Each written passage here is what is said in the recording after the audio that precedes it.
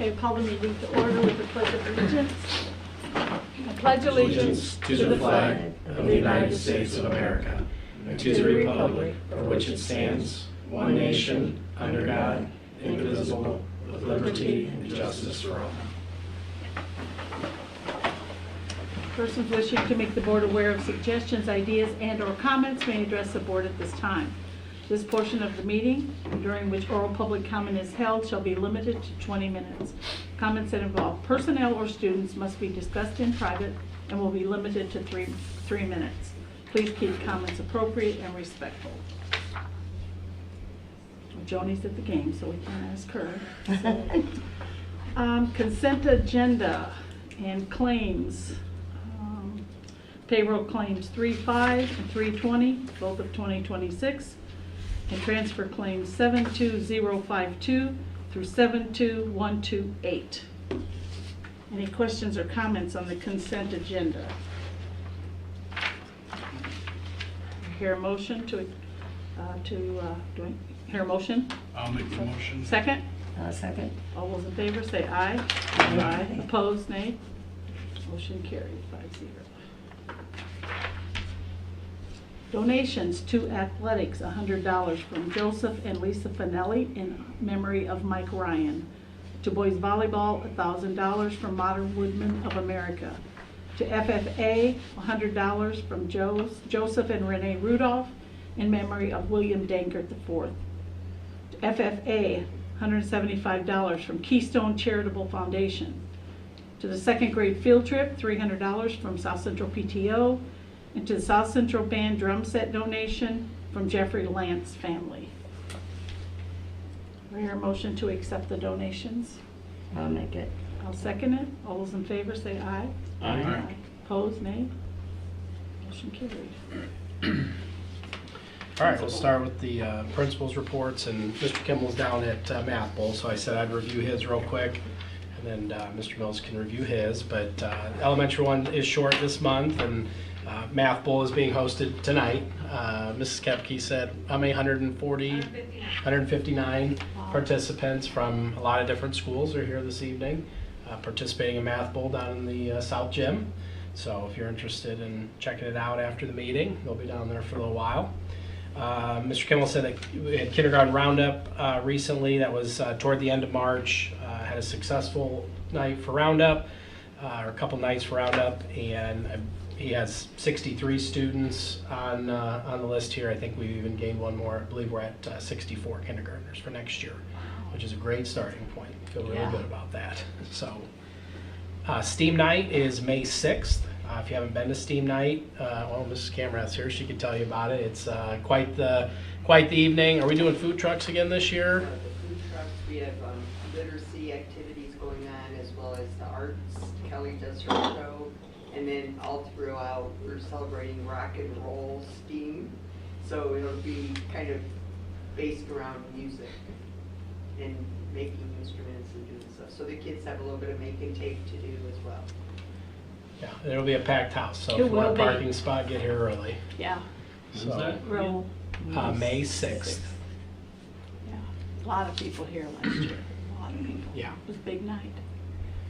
The elementary, I believe Junior Council sponsored it, but completed their Riley Children's Hospital fundraiser. I believe their total was around $14,000 this year that they donated to Riley's. You know, last couple of years they've been a little over 20, which has been pretty exciting. So they completed the fundraiser again this year for a great cause, and I think it was, I don't know if anyone remembers the exact number, but I think it was $14,300 that we That's collected to dope. donate to Riley's. For curriculum updates, the iLearn testing is underway. So iRead testing was completed already. iLearn testing started today or possibly yesterday for a few classes, but they're rocking and rolling on iLearn testing, and that'll be through the end of the month. So they'll have they break it off in small bits, but they'll test throughout the month. So that's all Mr. Kimmel had for the elementary principal report. Mr. Mills? Good evening, everybody. evening. So Obviously, you hear there's quite a bit going on at school here today. There's also a softball game outside, so if you're not going to math bowl, you can go to softball or both. But just a few things that are for news at South Central Junior Senior High side. We have the transfer of Ashley Rinker going from elementary PE to high school PE and health, and we're excited to have that move. I know she's really excited about jumping on board and being part of the high school staff. She's kind of ready for that change a little bit. You can only, I guess, be an elementary PE for so long before you're ready to bounce from that. So we're really excited to have her with us. But we also have next week quite a few things as well. The 24th is our blood drive, so I think that's our final blood drive of the year. I know that's always a great cause of helping people that are in need of transfusions and whatnot, that are community members or even other people around the state, and that's always a great cause that our kids and staff and community members partake in. So that's on the 24th, and then on Saturday the 25th we have our prom. Our Grand March is going to be here in the North Gym at 6 o'clock, and then once our Grand March is completed, we'll block off Highway 30 as we normally do to have a safe journey over to the shed. We're kind of bursting at the seams again. This might, every year it feels like we have more and more kids going to prom, so we always have to circle around, is that still going to be the venue? And right now we're fitting just perfect enough there, and if we do get any larger, we might have to look at a different venue at some point, but we love being able to be at the shed, and they're very accommodating for our students, and they have a great time there. And so I think around 7 o'clock is when everyone will get over to the shed for dinner and then dancing.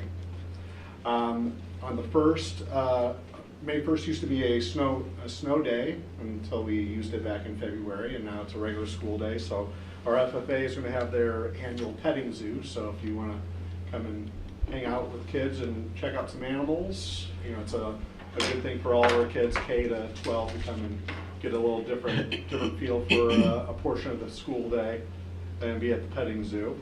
As well as on Saturday the 2nd, we're going to have our junior high ball. So we're going to kind of get all of our dances done in a 2-week period of time.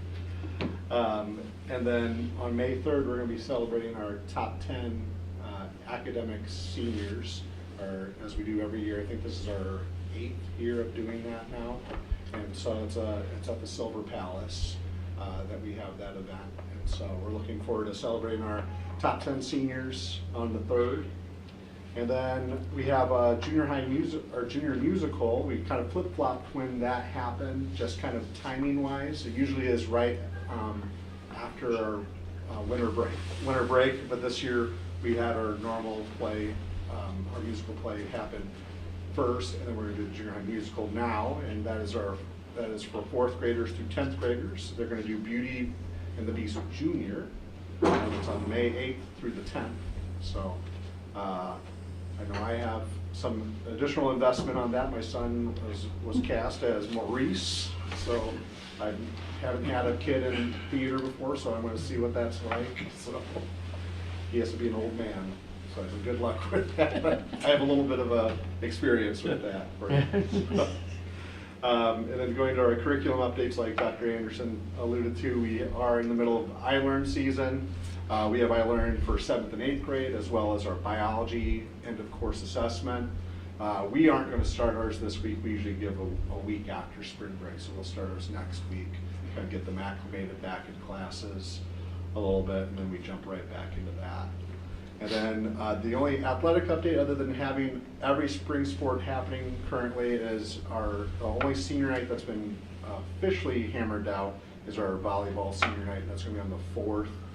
I believe either baseball or softball is thinking about the 5th of May, but they have not fully committed to what day that's going to be. So we're just kind of waiting out for a few more teams to solidify when they want to do their senior nights, but they'll be kind of all bang, bang, bang all in a row, as they usually are. So, but that's all I got for this month. All right. Any questions for Mr. Mills? All right. Busy Thanks, time sir. of year. Very busy. Always busy. Next on the administrative report is just updates on our out-of-district transfers for next school year. So last month, the board approved our out-of-district student transfer plan for the 2026-27 school year. The initial application window closed this past Sunday, April 12th. And I wanted to just give you some quick updates on that. Mr. Kimmel, Mr. Mills, and I met this afternoon to review all of those applications. We ended up with 29 applications for grades 1 through 10 or 1 through 12. So we kind of take kindergarten out of that mix since they're typically brand new to the school, and we don't put pre-K. We're not sharing the pre-K numbers. That's a little bit of a different group of kids. So, but we have 29 applications for grades 1 through 12. We were a little heavier on the junior senior high school side this time around. Typically it's a little heavier on the elementary side, but so like we had 1 for grade 1, 1 for grade 2, 1 for grade 3, 2 for grade 4, 2 for grade 5, 3 for grade 6, 2 for grade 7, 5 for grade 8, 4 for grade 9, 4 for grade 10, 2 for grade 11, and 2 for grade 12. So for a total of 29 applications. So we did have to wait list the ones for 6th grade. 6th grade was the only grade level that we That's the advertised as one that's closed. Okay. Yeah, that's our current 5th graders. They're at 84 Yep. students right now. That's the biggest group by far in the elementary school. So we'll wait list those for now, and then approve the rest, at least to get records and check Start records there. for attendance and possible discipline issues and You look for such. 5th grade to go up though, right? That 5th grade? I certainly expected it. Yeah. I thought that would be Um, full. Yeah, because I think we advertised 8 spots. We got, was what did you say? surprised to How many only we get 2. 2? So yeah, I would Well, still early. expect that number to go up. Yeah. I looked last year's initial window, had a few more applications, but not a ton more than what we had now, and then we just ended up with a bunch over the rest of the school year and into the summer. Some people just don't plan as far out as others, or have some life event comes up that Right. changes their mind and such. But with 64 registered for kindergarten already, and like those are confirmed, have come to Roundup. Of course there could be a student or two that moves or decides to go somewhere else or something like that. But those are people that this is coming. Mr. Kimmel saw the whites of their eyes and met with them, talked to them. We have their information. So 64 is a really good number there. But when we're graduating, 91 seniors plus a couple early grads. We got 64 coming in, so we got to make up almost 30 right there, which we have just about that in our initial application window, and confident we'll get some more. Plus we'll add some exchange students. We typically add 5 or so exchange students. I think we've had a couple years maybe where we've had 7. I don't know what the most we've ever had, but 8 maybe. But typically it's around 5 or 6. Sometimes we'll get 7 or 8, depending on if there's more families that want to host those students. We'll get an extra student or 2. So yeah, I feel real good about where our numbers are at right now, and just wanted to give you an update to let you know that we got all those applications in that initial window. Next on the administrative report was stipends for the faculty via our Educational Excellence Grant. So this is something I emailed a while back about. So as discussed, we would like to move forward with $500 stipends for each teacher that did not receive TAG this year, which would be a one-time stipend paid for from the $25,000 prize money that we received from the Department of Education for our Educational Excellence Award. So this would be paid out along with TAG upon your approval on the next payroll, April 20th. So if you recall back in November, I think that was, late November, we had to go down to the Indiana Roof Ballroom and celebrate our award, and then we finally received the grant approval for that probably 2 weeks ago or so. So we'll be able to request that reimbursement as soon as we pay it out. So That won't cover all of the, almost, it was almost all of it, yeah. like $200, $250 that Okay, one that okay. $239 above that. But yeah, the grant will cover 99% of it. It's a good place for it, I think. Okay, any questions on the stipends or the grants or your motion? Make the motion. To approve it? Okay, second? I'll second. All those in favor say aye. Aye. Those opposed, nay? Motion carried. Okay, and the last thing on the administrative report is pre-kindergarten tuition. So as you know, this time each year, Mr. Schoaf and I examine and kind of monitor the finances of our pre-kindergarten and after-school care programs. Both of those are vital services that we provide, but they're also designed to be self-funded since they are not funded by the state. After-school care is still sustaining itself at this point, and we do not feel that we need to recommend an increase to the $3 hourly charge that we have in place. So we've had the $3 hourly charge in place for a couple of years now, and that has kept pace with paying for that service. Pre-K is still not quite self-sufficient, in part due to the program not being completely full, although we do have several students attending all day right now to help fill the roster and assist financially.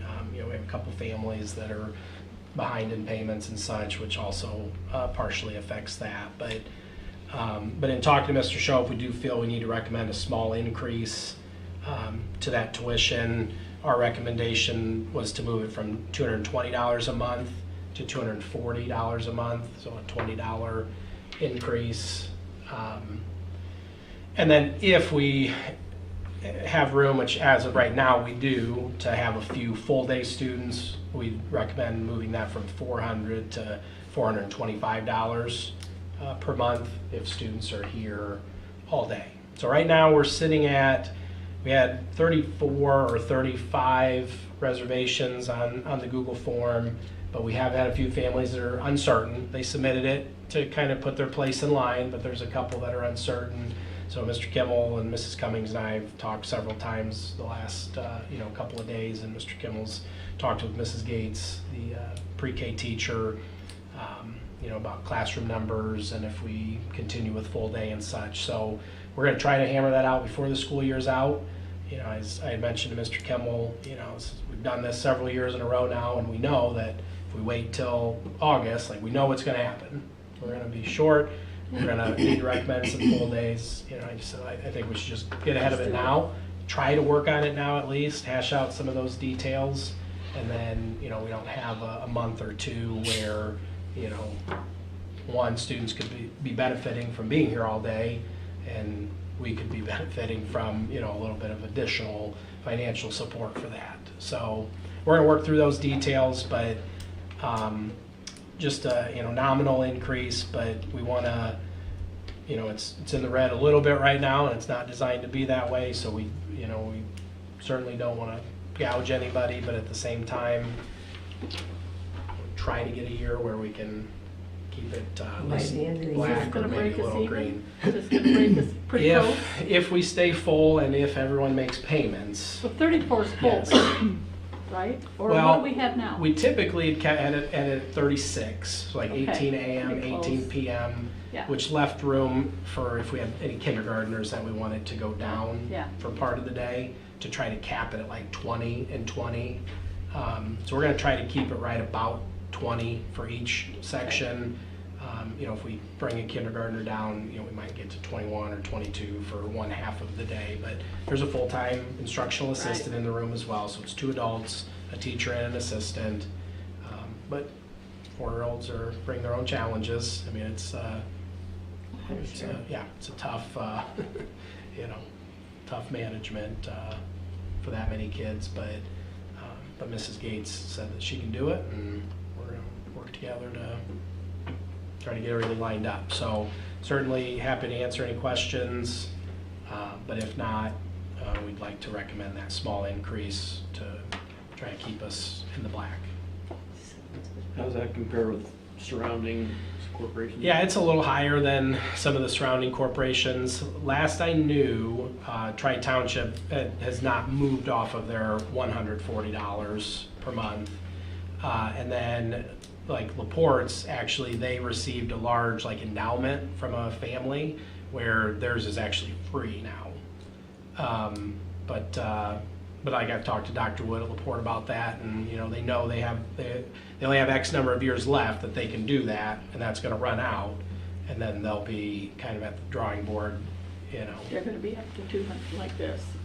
Well, I mean, if they want to try to be, you know, financially in, Right. you know, in the black, or, you know, we're not looking to make money off of it. We just don't want to take away a significant amount of money from the education fund to host it. It is a crucial program, but, you know, and then some of the private daycares are in that range, or private preschools, but also, you know, once you start paying for childcare too, I mean, families have told us It's it's, cheaper than yeah, daycare or that's, anything, it still is. that's much more affordable Plus there's than, transportation. You One get way. One way, but if they're all day long, you Yeah. gotta get transportation Right. both ways, so. yeah, exactly. Yeah. Any talk of the state stepping in and paying, no. As a matter of fact, they cut Yeah. the On My Way Pre-K. I was hoping, yeah. Line in the budget, so Yeah. they've significantly reduced the amount of financial support for even needy families, let alone every family, but even like for those that qualify from, you know, poverty level, have even been reduced significantly from the state budget, so There's no Head Start or anything anymore, is there? certain counties have, they meet, Cities. yeah, certain thresholds of poverty levels. There are some Head Starts around, but yeah, I mean, I've heard no talk from our legislators about funding pre-K. Have you through IASBO or anything? Nope. Yeah. Okay. Any other questions, comments about pre-K? I'll make a motion that we increase tuition. Do I hear a second? Second. All those in favor say aye. Aye. Opposed, nay? Motion carried. And that concludes my administrative report. That's it. Anything else to come before the board? No? This is a rather quick meeting. Yeah. I'm telling you. Okay, do I hear a motion to adjourn? I'll make that motion. Second? No, second. All right, all those in favor say aye. Aye. Opposed, nay? Motion carried. Meeting's adjourned.